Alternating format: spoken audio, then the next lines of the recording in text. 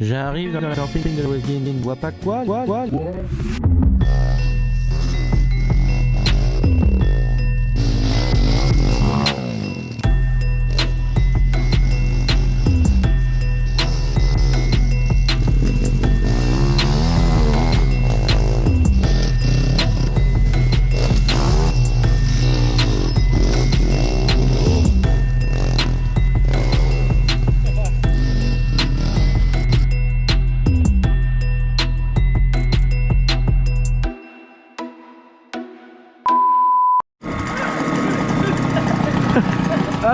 Attends-moi. Attends-moi. Vidéo, j'ai même envie de dire petite série de vidéos. Attendez, excusez-moi, j'essuie l'objectif. Petite série de vidéos. Dans l'atelier du Seigneur, tu vois qu'on l'a pas fait pour rien celui-là. Hein. Enfin, je te le dis. Hein. Regardez ce qu'il y a derrière moi. Un panel de 103. Alors, je suis un grand fan de mobilette. J'ai jamais trop fait de vidéo là-dessus. Et du coup, vu qu'il y a eu une forte demande, je me suis dit, bon, allez, on va partir sur une petite série de vidéos, là, comme l'atelier, tu vois bien, pas le truc galère. Je suis pas trop du genre à essayer de gratter le plus de vues ou le plus d'argent sur les vidéos. Le but, c'est que ce soit confortable pour celui qui visionne, parce que je me mets à la place. Et moi, quand moi je suis des youtubeurs, des fois, où ils rénovent des voitures, ou ils font des trucs chez eux, et il y a 45 épisodes. Ça me casse les couilles. Là, moi, mon atelier, je l'ai fait en 3 épisodes. C'est 3 vidéos qui durent une trentaine de minutes. Bon, je trouve que c'est réglo, tu vois. Ça fait 1h30 en 3 fois. Les 3 ont fait entre 200 et 250 000 vues. C'est très rentable pour moi. Voilà, j'aurais pu en faire plus. Mais ça aurait été relou pour vous, quoi, de chaque fois d'attendre, de vous dire, vas-y, c'est pire que Game of Thrones, frérot. Donc là, c'est pareil pour les 103. Je vais faire plusieurs petites séries. Ça va peut-être être pareil dans le même délire. 3 épisodes, peut-être 4. Parce que là, on est vraiment sur une prépa de tuning de fou, tu vois. Donc, je vous explique. Bon, le Solex, lui, il est là pour faire figuration. C'est un très beau Solex Roland Garros. J'aime beaucoup. Donc ici, on a la mobilette d'un de mes meilleurs potes. Voilà. Que j'aime beaucoup. Quelqu'un qui compte énormément pour moi, qui s'appelle Olivier. Et voilà, donc on a refait une mobilette pour lui. On l'a refait ensemble. Et en fait, c'est quelqu'un que je vois pas très souvent, mais c'est quelqu'un qui compte énormément pour moi. Et du coup, quand on se voit, on bricole un peu et tout. Et on kiffe à mort, quoi. Et donc cet été, on veut pouvoir aller tous les deux se balader en mob. Donc voilà, celle-ci, on a fait une peinture complète. Donc du cadre hein, pour l'instant, peinture verte. On a remis le petit millésime. Voilà. Donc en configuration, les moteurs full origine. On a changé, voilà, petit garde-boue, les petits amortisseurs neufs, la petite fourche BR, guidon, petit phare. Voilà, la petite barre anti-rapprochement là. Il nous reste les jantes à faire peindre. Poser le garde-boue avant, voilà, j'ai reçu des pièces là-bas qu'il faut qu'on installe. Voilà, 2-3 conneries, tu connais bien, la béquille torsadée, les petits cale-pieds, le petit plateau. Voilà, le but c'est de rester sur de l'origine. Va y avoir une IMAT, assurance et tout, en mode de full légal quoi. Je veux dire, on se fait arrêter, on n'est pas en train de paniquer et commencer à arriver dans le thaïlandais, tu vois. On peut parler en français, on peut, tu vois, il n'y a pas de problème. Donc ça c'est ça notre délire. Donc, moi, j'ai ma mobilette, comme vous savez, depuis longtemps. Pour ceux qui sachent, moi j'ai cette mobilette-là. Donc ça, c'est ma 103 que j'ai rallongée. Donc je vous montrerai un petit peu plus en détail après. En gros, c'est un bras oscillant de 103 SP normal et j'ai mis un bras oscillant à l'envers de RCX que j'ai soudé. J'avais fait ça quand j'avais 14 ans. C'est la meule que j'ai depuis que j'ai 14 piges. Donc voilà, je m'étais soudé un frein avant à disque. Voilà, dessus. Là, elle a un allumage MVT. Kit 70 Polini, je crois que je sais même plus si c'est Polini, Carbut 19 boîte à clapet, enfin elle avait tout un petit truc qui faisait qu'elle marchait bien, le petit pot Ninja qui était à mon frangin à l'ancienne, quand lui il faisait de la 103. Et puis bah elle vibrait beaucoup, il y a beaucoup de trucs à faire, je l'avais peint au pinceau quand j'avais 15-16 ans, donc tu vois elle est très dégueulasse de peinture. Donc puis voilà, elle est pas belle, il y a rien de propre, tu vois. Donc j'ai racheté celle-là. Pour avoir une base nickel. Donc ça c'est je l'ai acheté avant-hier je crois je l'ai acheté sur Bon Mac et j'ai trouvé ça très propre. Voilà, tout révisé, pas cher en plus. Donc je suis super content, petite peinture, elle est vraiment très propre d'esthétique. Elle roule très bien, l'embrayage, le variateur, les billes, tout ça, tout a été changé, les freins, la chaîne. Donc je pars sur une belle base si tu veux, et avec les deux je vais me faire un truc stylé. Parce que je voulais mon moteur Kit 70, je voulais pas ça. Parce que c'est un kit, voilà, il y a un vilo dessus. Il y a un kit 70, mais c'est pas les meilleures pièces qui existent et tout. Donc c'est soit je pars dans un délire de fou, tu vois, où je mets les carters Polini, le kit 80 liquide avec le radiateur, le carbut 21 avec la pipe de 80 de Derby ou je sais pas quoi, enfin le gros pot warm-up qui est introuvable.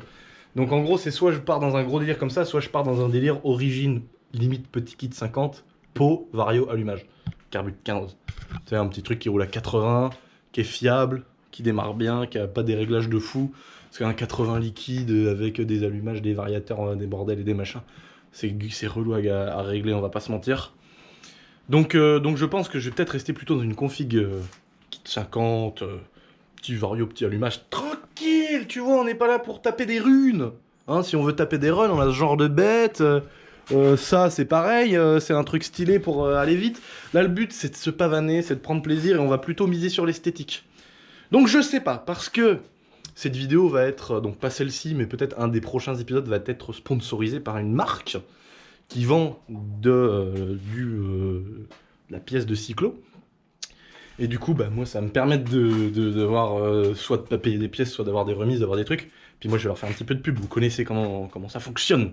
Et c'est le but aussi de faire une petite vidéo. Et puis voilà, c'est cool. Moi, ça me fait un petit tarot. Eux, ça leur fait de la pub. Tout le monde est content, mon gars.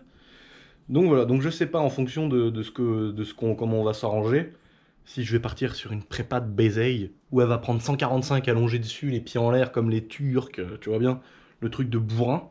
Soit si je pars sur un truc plus soft. Petit vilo renforcé quand même, petit kit 50, pourquoi pas liquide, parce que c'est très joli avec les écopes et tout. Donc, ce que je vous propose, les amis, c'est, je vais commencer à démonter les deux, parce qu'en fait, si vous voulez, comme je vous disais tout à l'heure, je vais mettre une fourche neuve, je vais mettre des carénages neufs, des amortisseurs neufs, pas mal de pièces neuves, mais je vais garder ce châssis-là, ce cadre-là, et je vais prendre le bras oscillant de celle-là, tu vois. Je vais garder quelques éléments de celle-ci, le frein, les jantes bananes. Les jantes bananes, mon gars. Mais moi, j'ai des jantes bananes sur ma 103. Tu parles à qui, toi, mon gars? Tu me connais pas, moi. J'ai les jantes bananes, ma gueule. Bah oui, t'as un ouf ou quoi? Tu m'as pris pour un paysan? T'as cru que je mettais des bottes en caoutchouc dans ma Ferrari? Bah oui, mon gars, je mets des bottes en caoutchouc dans ma Ferrari. Alors me pète pas les couilles, j'ai des jantes bananes, moi, mon gars. Donc voilà. Je vais vous expliquer quand je démontrerai comment j'ai fait pour rallonger, etc. Tout ce qui a été un petit peu galère. Puis que c'était dur à gérer quand t'as 15 ans ou 14 ans à faire ça, tu te dis oh là là, comment je fais et tout. Et voilà, exactement après, je pense que. Bah, c'est tout, je vais fermer ma gueule parce que sinon, si je dis tout ce que je vais faire après, bah, c'est nul quand je vais le faire. Donc je vais fermer ma gueule, je vais démonter les deux mobylettes, je vais vous faire un petit ralenti du Seigneur. Un petit accéléré, pardon, vous allez voir tout ça, et quand il y aura des trucs à dire, quand j'aurai ma gueule à ouvrir, et ben je reviendrai dessus, tout simplement. Ok? Allez, c'est parti!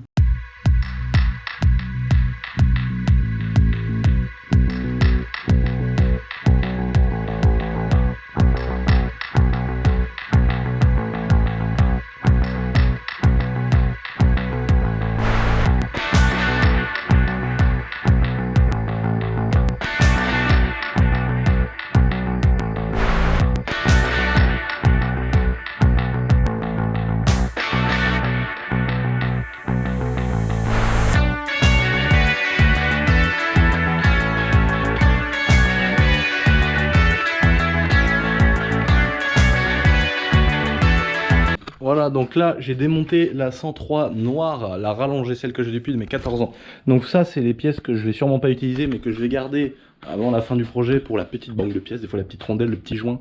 Voilà. Ici, c'est également des pièces que je vais certainement pas réutiliser, mais que je vais garder. Par exemple, ça, c'est le pot d'échappement qui était à mon frère, qui était ouvert. On l'a rebrasé parce que j'avais mis, en fait, dedans, j'avais bouché le début et la fin avec des bouchons. J'avais rempli d'eau, j'avais mis ça dans mon congélateur parce qu'il était tout plat. Parce que mon frère avait pris un trottoir, il était tout plat, tout éclaté. Et du coup, j'avais bouché les deux extrémités en remplissant d'eau, j'avais mis ça une nuit dans un congélateur, et l'eau, forcément, quand elle vient de la glace, elle prend plus de volume, et ça m'avait remis mon pot d'échappement dans sa forme d'origine, avec une toute petite fissure en dessous, qu'on avait rebrasé. Donc voilà, mais bon, tu vois bien, frérot, le truc, je l'ai depuis que j'ai 14 ans, les rivets, ils ont un jeu pas possible, je pense que je vais investir dans un échappement, bref. Ici, qu'est-ce qu'on a? La petite selle qu'on va refaire, qu'on va laisser comme ça. Donc, on va dire, je vais garder juste cette structure que j'aime beaucoup. Et je vais pas dessus mettre un petit cuir avec une toute petite fine mousse. Je vais faire ça chez mon poteau, Sreleri Tendance. On va se faire un petit truc sympathique. Ici, j'ai mon bras oscillant rallongé. Dicavus. Donc ça, c'est un bras oscillant de 103 SP normal. Et moi, à l'intérieur, j'avais ressoudé, c'était Jean-Marc, le père de Vince. À l'époque, on faisait la merde ensemble. Et Jean-Marc, il m'avait soudé ça, le petit Jean-Marc. Et franchement, c'est là que tu te dis qu'il était déjà très fort. Parce que, bon, c'est un peu le patron en bricolage et en soudure. Et vraiment, en fait, tu t'aperçois que le truc qu'il a fait à l'arrache, qu'il l'a fait à l'arrache, ça. Et ben regarde comment c'est beau. Regarde-moi ces belles soudures qu'il nous a fait. Alors regarde ça, c'est magnifique. Voilà, il a soudé ça, à l'intérieur. Voilà, aucune modification. Donc là, je vais me faire le plaisir de couper ces petites pattes-là, La patte, là, j'avais mis un... Ici, ça, c'est un guide chaîne de motocross, parce que vu que j'ai dû rabouter 3 chaînes, vu qu'elle est rallongée, j'ai dû rabouter 3 chaînes et du coup j'ai mis un guide chaîne parce que la chaîne en sautant, en bougeant de droite à gauche, elle déraillait vu qu'elle était vraiment trop grande. Donc là je vais sûrement arrondir les angles, faire un truc un peu plus propre, sauter ça que j'ai pas besoin, sauter ça, ici limer là, tu vois, vraiment le rendre un peu plus esthétique ce petit bras oscillant rallongé. Donc voilà, ça c'est une pièce que je garde également. Les jantes bananes! Bien évidemment que je garde les jantes bananes. Donc là, quand j'avais 14 ans, j'avais récupéré un frein de CB ou un truc comme ça.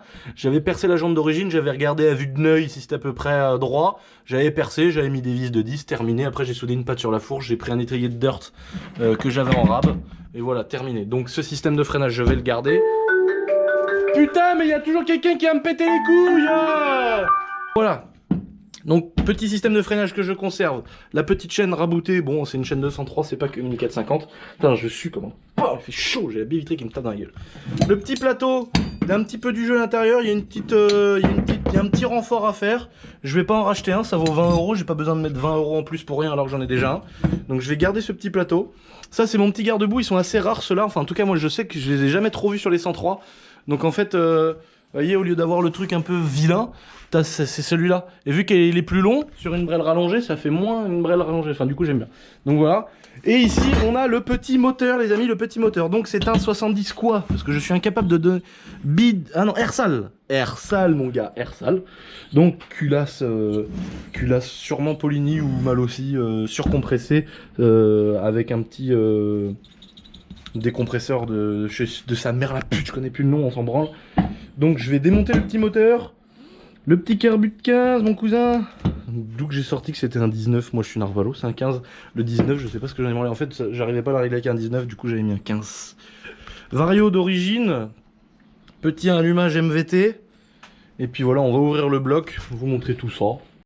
Voilà les amis, je vous fais cette petite vue parce que bah c'est beaucoup plus pratique, hein, on va pas se mentir, on va pas chercher des bonnes excuses. Donc pour démonter ce petit moteur de 103, comment c'est fait déjà? Donc ici on a la culasse, ici on a le cylindre avec le piston qui monte et qui descend comme une vieille Schnexer, frérot, je vais pas te mentir. Ici on a l'arbre de vilebrequin, l'axe de vilebrequin qui passe tout le long, et là on a l'écarter où tourne le vilebrequin qui est pris sur ces deux roulements de vélo, voilà. Ici on a l'allumage qui permet de créer l'étincelle qui va péter au cul de la bougie dans la chambre de combustion qui va faire descendre le piston et remonter et enchaîner, voilà tout ça. Et ici on a la transmission, c'est le variateur. Donc au bout d'un certain nombre de tours, minutes, il y a un système avec inertie qui fait que ça va écarter des maslottes à l'intérieur avec des garnitures qui vont prendre sur cette cloche externe. Et en gros, ascenseur des ressorts, tu vois, c'est 3 maslottes comme ça dedans. Et plus ça va prendre de tours, plus elles vont s'écarter. Et d'un seul coup, clac, elles vont venir avec les garnitures qui sont dessus, frotter sur la paroi de la cloche et embrayer. En gros, c'est l'inverse. Je viens de vous dire de la merde, c'est la cloche qui va tourner, elle, vite, et qui va faire que ça va prendre avec le variateur. Voilà. Enfin, en gros, c'est l'inverse, mais ça veut dire la même chose. Et après, ce variateur-là, avec la courroie, ça s'appelle un variateur parce que les joues varient de position. Ici, il y a la courroie qui est là, reliée au plateau qui est juste derrière, celui-ci. Voilà. Et en fait, la courroie qui est là, elle va être tout au fond du variateur et elle va monter parce que tac, le variateur avec l'inertie va s'écarter. Alors ça, ici c'est des maslottes, mais des fois sur d'autres variateurs ça peut être des galets comme sur les scooters. Et la courroie qui est au fond, elle va monter et c'est ça en fait qui fait ton changement de transmission. C'est comme si pendant que tu roulais, tu changeais ton keychain et que tu mettais un pignon plus petit pour avoir plus d'allonge ou plus de patates, tu vois. Voilà, en gros c'est la même chose. C'est une variation en fait de la transmission. On veut utiliser le 11 et puis c'est le seul truc que tu trouves quand tu cherches du 10. Tu cherches une clé de 10, t'es là, tu galères, puis tu trouves que des clés de 11, hein, c'est comme les clés de 7 ou les clés de 9, voilà. Tu veux du 8, tu trouves que du 7 ou du 9. Bon, tu vas descendre, enculé, là. Donc là, je défais les 4 écrous de culasse, les amis. Je crois que c'est une culasse Malossi ou Polini. Je sais pas vraiment ce que c'est. Je crois que c'est une de ces deux marques. On va voir ça tout de suite. Bon, normalement, là, les vrais connaisseurs à la forme de la culasse, ils ont déjà reconnu. Hein. Polini Motori. C'est une culasse de kit 70 de diamètre 46. Parce que c'est un kit 70. Donc c'est un diamètre 45,5 ou 46, voilà. Culasse Polini de kit 70. Donc là, on peut voir à quel point je respecte. On peut voir à quel point je respecte mes pistons. Voilà, parce qu'en fait, j'ai pas de bloc piston. Du coup, j'enlève la bougie et je cale une clé à pipe de 8 en travers dedans. Comme ça me foire bien, si tu veux, le pas de vis de la culasse. Et ça vient bien défoncer la calotte du piston. Voilà, ne faites pas ça, c'est nul. Mais sauf que moi, quand j'ai pas le temps, je fais ça et je m'en bats les couilles. Voilà, les amis. Donc, je vais démonter ce petit cylindre. Ce petit cylindre piston. Qui était collé, mon copain. Ouh là là, regardez ça. Petit cylindre, petit kit 70. Avec toutes les lumières. Le petit kit 70 du Seigneur, qui est très propre, hein. Oh là là, Lucien. Il a pas retravaillé les transferts, lui, monseigneur.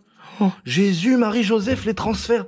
Mais vous vous rendez compte, j'ai fait ça, les amis, il y a extrêmement longtemps. Regarde la gueule des transferts, comment je les ai retravaillés à la Dremel. Oh, le truc, frère, c'est un anus dilaté, le bordel. Regarde sur le carter, regarde. Regarde, mais il y a combien de joints de culasse? De joints d'embase, pardon. C'est quoi cette saloperie? Qu'est-ce que j'ai foutu? Oh. Ah d'accord, bah mon copain, les carters, toi, ils sont pas gros les carters là, Seigneur, ils sont pas usinés. Allez, Vasson, commence à me péter les couilles de toute façon. Il va pas me faire chier le joint là, Seigneur là. Allez, voilà.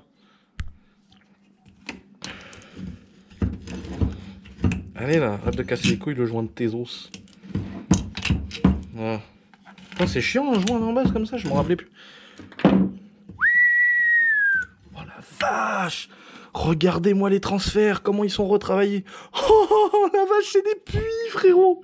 C'est des puits. Oh putain, il faut que je vous trouve un cylindre d'origine. Parce que vraiment, je vous jure que d'origine. Donc ça, c'est les transferts. En fait, si tu veux, ici, t'as le carburateur qui fait un mélange air-essence. Il y a une petite boîte à clapet qui fait que ça te fait un non-retour, tout simplement. Ça peut pas aller et revenir, ça peut que aller dedans. En gros, c'est ça que servent les clapets. Et en fait, le moteur, en fait, quand il tourne, il crée une dépression qui fait que ça va aspirer sur les côtés par les transferts, ça c'est des transferts, ça va aspirer le mélange air-essence par le carter et le bas du vilebrequin, tac, au niveau du carbu, ça va aspirer carrément dans le carburateur, c'est pour ça qu'on sent une dépression quand on met sa main sur un carburateur au ralenti. Et en fait, si tu veux, ces petits transferts qui sont là, le mélange va remonter par ce transfert-là. Il y en a 3, un ici, un là. Et le cylindre, tu vois, c'est les mêmes. Un sur les côtés, un derrière. Tu vois, c'est pour ça qu'il est comme ça, le cylindre. Et ça vient remonter dans le cylindre, comme ça. Et ça ressort par les lumières, qu'on appelle ça, dans le cylindre. Et sauf que d'origine, je sais pas, le transfert, donc le transfert ici, c'est le creux qu'il y a là. D'origine, je sais pas, il y a peut-être que ça, quoi. Il y a peut-être que ça. Je sais pas si je m'exprime bien. Il y a peut-être que ça d'origine. Et là, mon copain, j'avais travaillé ça. Oh, je fais sauter le petit clips. Tac. Allez, c'est parti. J'enlève le piston, j'enlève là. Donc là, ce qu'on appelle l'axe de piston. Voilà. Donc c'est l'axe qui tient le piston sur la bielle. Ici, on a la cage à aiguille. Donc c'est ça qui fait la liaison entre l'axe de piston et la bielle. Voilà. C'est un roulement en fait, sauf que c'est une cage à aiguille. C'est des grandes aiguilles qui viennent tourner. Donc voilà mon petit piston Ersal. Voilà, de diamètre 45. Bon, il est en assez bon état, on va dire. Hein. J'ai 2-3 petites, comme on appelle ça dans le jargon, une amorce de serrage. C'est comme ça qu'on dit. Allez, on va dire que j'ai une petite amorce de serrage, très légère. Ouh là, j'en ai une belle. Ouh là là là. Alors là, j'ai une belle amorce de serrage. Autant pour moi, les amis. Là, ça, c'est ouais, là, c'est pas bon, ça pue la merde. Comme quoi, hein, si tu prends pas de la bonne marque, et même des fois en prenant de la bonne marque, t'arrives à massacrer des moteurs comme ça. Bon là, frérot, c'est un truc que j'avais quand j'étais petit. Les transferts, si tu veux, niveau agrandissement, tu pouvais pas faire pire. Mon copain, mais regarde-moi ces transferts.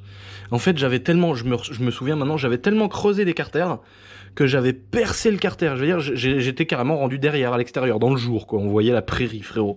Et du coup, j'avais remis de la colle bicomposant pour reboucher, si tu veux, le trou que j'avais fait dans le carter. Oh la vache. Oh là là, c'était... Oh la vache, mais regarde-moi ça. Cette tailladage des carters, mon cousin. Oh là là là là. Oh la prépa du seigneur, mon copain. Bah là, elle en aspirait du gasoil. Hein. Alors là, t'en veux du gazole? Bah non, elle envoie le gazole, hein, t'inquiète pas. Et là, on a un joli vilebrequin renforcé de marque Doppler. C'est ça que je crois.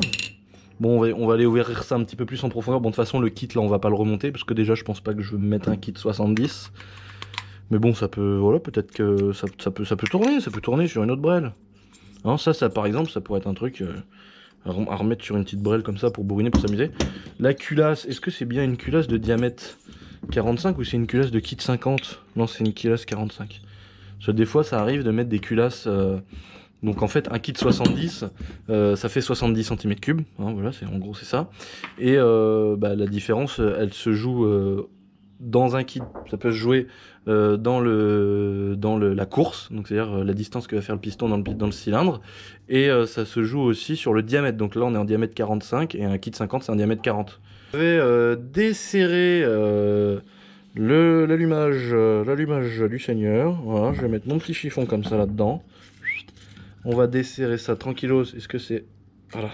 Et là, je vais desserrer cette vis-là pour sortir mon petit allumage MVT que je m'étais offert parce que j'étais quelqu'un à l'époque qui était tellement heureux d'avoir un allumage. Mon gars, c'était tellement la classe quand t'avais un allumage MVT. Mon gars, t'étais vraiment le patron. T'étais vraiment le patron du rap game. Tac. Le problème, c'est que... Est-ce que je vais réussir à le desserrer comme as? Ah, oh, ça va, j'en ai pas trop chié. Alors après, il y a des solutions. Je vais vous montrer, les amis, il y a des solutions pour sortir. Des fois, vous n'avez pas un arrache. Pour sortir un allumage, il y a plusieurs solutions sans forcément le faire à l'arrache. Bon, des fois, si c'est pris dedans comme Germain, des fois, t'as pas le choix de le faire à l'arrache volant. Mais moi, j'ai des petites solutions. C'est bourrin, on va pas se mentir. Hein, c'est pas forcément les meilleures solutions du monde. Moi j'en ai. Donc déjà, la première solution, c'est de remettre le boulon dessus sans le serrer à fond. Tu laisses quelques millimètres entre ta cloche et ton boulon. Donc tu laisses un petit peu de jour. Mais tu l'enfonces quand même pour pas défoncer la queue de vilebrequin. Et après, il s'agit de prendre un marteau. Bon, j'ai pas pris le plus gros. Et de soulever le moteur complet juste par le volant magnétique et de taper sur le boulon. Voilà. Bon voilà, là c'est venu. Bon là c'est venu, mais des fois ça vient pas comme ça. Des fois, tu es obligé de mettre un arrache, tu es obligé de te faire chier, tu vois.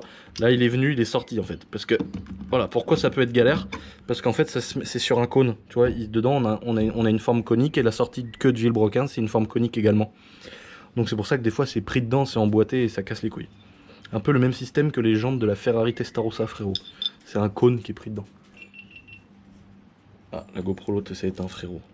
Comme je disais, donc ce petit allumage MVT Racing, je ne vais pas m'en resservir pour la simple et bonne raison que le bas moteur que je vais garder, c'est celui avec un vilebrequin d'origine et qui est en cône rupteur. Donc c'est simplement un allumage d'origine qui est différent. Là c'est un allumage électronique et sur l'autre c'est des cônes rupteurs. Donc c'est un système de fonctionnement un peu différent d'allumage qui est un peu plus ancien. Mais je pense pas que je vais le réutiliser. On n'a pas besoin, mais on va défaire le vilo pour que je vous montre un petit peu voilà, l'ouverture d'un moteur complet. Du moment où il était dans le châssis de la meub au moment où on va le sortir complètement. Et là, je vais pouvoir vous montrer de près le travail qui a été fait sur les transferts. Un travail de grande précision, frérot. Un espèce de travail que je t'ai fait à la Dremel en une nuit, accompagné d'une chicha et d'un pote. Et où j'ai dit, de toute façon, je veux que ça boit de l'essence, frérot. J'avais fait un truc de charron. Mais qui marchait, tu vois. Les gens ils critiquent, des fois ils disent oh là là, la prépa là dans le moteur, là, oh mon copain, Seigneur, l'engin, le truc qu'il nous a fait celui-là. Et bah mon gars, prends le seum, mais ça marchait mon pote. Et tu vois, donc là on a la queue de vilebrequin côté allumage qui est ressortie. Hein, voilà, qui est un peu morflée là, au niveau de la clavette. Pour l'allumage, elle boille un peu. Mais le vilo est en bon état. Et là par contre on peut voir le rajout de matière que j'avais fait sur les carters, frérot. Un truc bien salace. Regarde-moi ce rajout de matière que je t'avais fait. Et je suis sûr qu'en creusant bien, on arrive à voir le jour à travers... Par contre, putain, mais comment il m'a... C'est quoi cette colle de ouf que j'avais mis à l'époque? Ah la vache. Ah ouais, bah non, moi j'ai la flemme. Oh, trop dur à enlever. Donc maintenant... Ah, j'ai cru que c'était le vilo qui vaut autant de jeu. Je vais démonter le variateur qui nous fait la transmission très gentiment. D'ailleurs, je la changerai forcément le jour où je ferai un autre truc avec ce vilo là. Donc pareil, on met un bloc piston, donc là en gros c'est un axe que je passe dedans pour bloquer la bielle. Je mets bien mon petit axe de piston pour que ça force dessus et non pas sur ma queue de mon petit vilo. Et là je vais desserrer comme ça. Ah l'enculé de c'est mort. Ah nom de Dieu, c'est serré. C'est serré ça mon chef. Donc là je vais démonter le petit variateur du Seigneur. Donc ici on a la partie, hop voilà, tout sort. Donc c'est le petit embrayage. En gros ça c'est la partie embrayage du variateur. Voilà, avec la cloche en fait qui vient adhérer là. Donc là vous avez la partie embrayage. Donc on a une garniture ici qui vient se coller contre le fond. Et on a une garniture, celle que je vous parlais tout à l'heure, les trois avec la garniture sur le dessus, qui elles viennent s'écarter comme ça, tu vois. Hop, ça s'écarte comme as, frérot. Tu vois. Tac. Et ça vient frotter dans cette cloche à l'intérieur. Et hop, d'ailleurs, tu peux voir qu'on a une belle bande de frottement. Autant ici que dans le fond. Voilà. Donc ça, c'est un variateur complet de 103 que je vais mettre de côté. Final. Donc là, on a un beau vilebrequin que j'avais mis il y a quelques années, qui a pas beaucoup de bornes en plus. Mais c'est un vilebrequin renforcé que je pourrais revendre, tu vois, parce qu'il est en très bon état. Juste, j'avais monté ça dans des carters qui étaient vraiment odieux.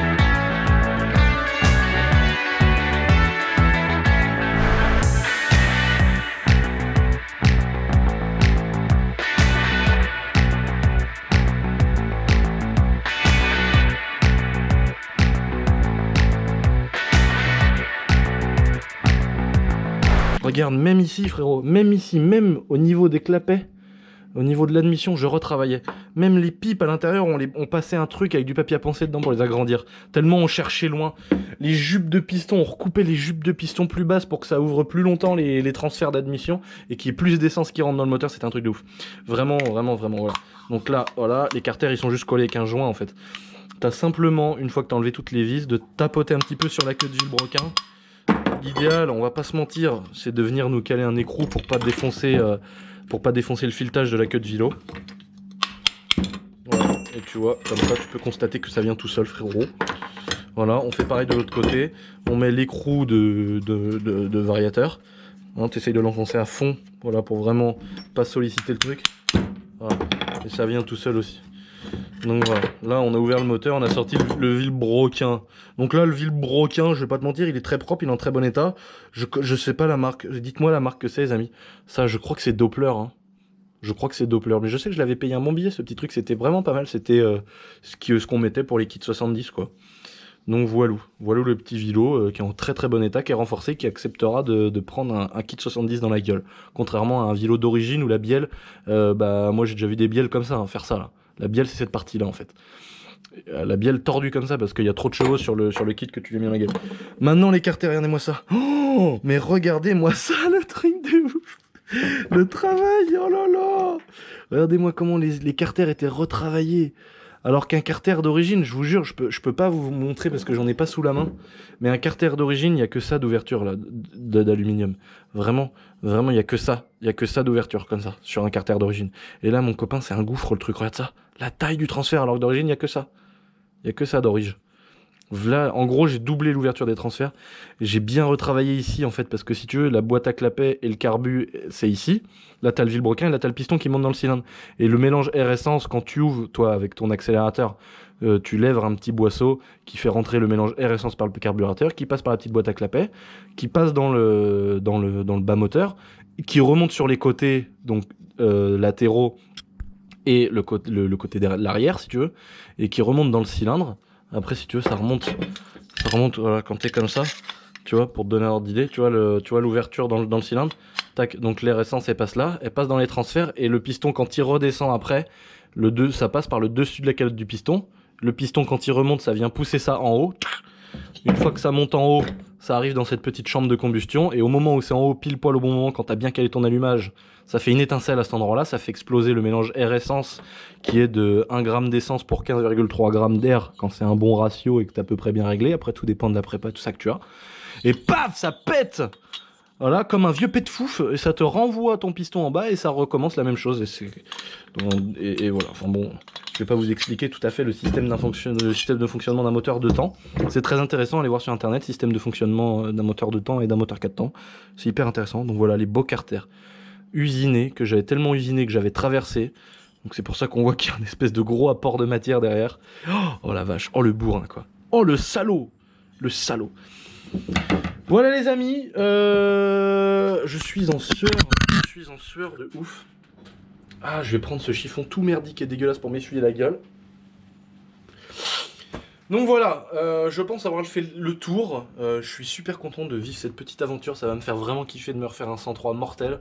Donc on part sur une peinture complète carrossier, des freins à disque avant et arrière, une petite selle, un beau petit moteur qui fonctionne bien, un petit peu d'échappement. Je veux qu'elle soit clinique, je veux qu'elle soit super propre. Donc on va partir là-dessus. Je vous parlerai la prochaine fois, la prochaine vidéo sur le deuxième épisode du sponsor qui m'a accompagné pour pouvoir avoir toutes ces pièces-là et faire ce petit projet-là. Je ferai sûrement aussi une petite vidéo où je vous montre le panier sur le site internet, etc. Tout ce que j'ai choisi pour ma mobilette et pourquoi. Et après, je vous montrerai le remontage de la mob, les étapes de peinture de carrossier, tout ça, les petites galères que j'aurai dessus. En tout cas, je suis super content de partager ça avec vous. Merci beaucoup les amis pour tout. N'oubliez pas de me rejoindre sur Instagram. On est bientôt 115 000 sur mon Instagram, c'est un truc de ouf. Il y a quelques mois, je disais, c'est un truc de ouf. On est 100 000 sur YouTube. Aujourd'hui, on est 100 000 sur mon Instagram. C'est un truc de baiser. Et là, on est 215 000 sur YouTube. C'est un truc de ouf. Vraiment, c'est un truc de ouf. Il y a encore quelques mois, je disais, ouais, on vient de passer les 30 000 sur YouTube. Je suis trop heureux. Merci de la force et tout. Donc merci bon Dieu de bordel, merci les amis. Et vous avez vu, il y a la 450 là-bas qui est encore démontée. Je reviens vers vous très bientôt pour la vidéo la deuxième... Ah bah non, j'ai pas mis la première partie. Bon, en gros, je viens de spoiler une vidéo là. En gros, bientôt, il y a une vidéo de la 450 qui arrive. Voilà, autant pour moi, je viens de tout niquer en fait. Je croyais que j'avais déjà mis une vidéo, mais non, en fait, je vais en faire qu'une sur la 450 et je vais faire une série. Donc voilà, pour vous recaler un petit peu sur la chaîne YouTube, il y a des vidéos qui vont arriver comme ça. Voilà, petite vidéo de la 450 qui va pas tarder, petite vidéo à droite à gauche comme ça. Et je vais toujours faire une série de vidéos par une série. Donc là, il y a eu une série de 3 épisodes sur la fabrication de mon atelier. Et là, on réentame la série avec ce premier épisode que vous êtes en train de regarder sur les mobilettes. Il y en aura peut-être 3 ou 4, dans tous les cas, je mettrai toujours épisode 01, 02, 03. Et quand j'aurai fini cette petite série-là sur les mobilettes, je renchaînerai sur une autre série avec des épisodes sur autre chose.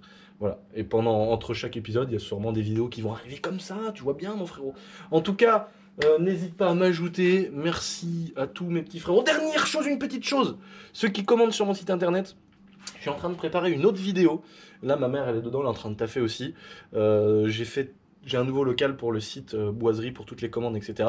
C'est pour ça que, vu qu'on travaille sur plein de choses en même temps, c'est un petit peu galère. Ma mère, elle est dessus, on est en train d'envoyer les derniers colis. Je suis désolé pour tous ceux qui ont vraiment attendu, que je vous ai fait galérer de ouf, vous avez attendu comme des oufs. Il y aura des choses en plus dans les colis. Mais je suis vraiment désolé de vous avoir fait attendre de malade. Mais là, on est en train de finir le nouveau local, on est en train de tout préparer, le nouveau PC est posé, on a investi beaucoup d'argent. Mais vraiment beaucoup, je vous en parlerai dans une vidéo dédiée. Donc voilà, juste paniquez pas, vos colis arrivent. Il y a eu beaucoup de retard, je suis vraiment désolé. Mais tout ça, ça arrive. Je vous fais des gros bisous. Et je vous dis à bientôt les amis. Et merci pour votre énorme soutien, ça me fait vraiment chaud au cœur. Allez, topette. J'arrive au terrain du camping, je vois pas quoi, mon cousin en train de défoncer l'auto de ses morts. Il a prendu un arbre avec, j'ai vu carrément, il l'a fumé sur place, il n'a rien à branler, c'est pas la sienne, mon seigneur. Si je le prends dans les mains, je vais le tripaner carrément, il va vomir ses tripes, le bâtard de mort.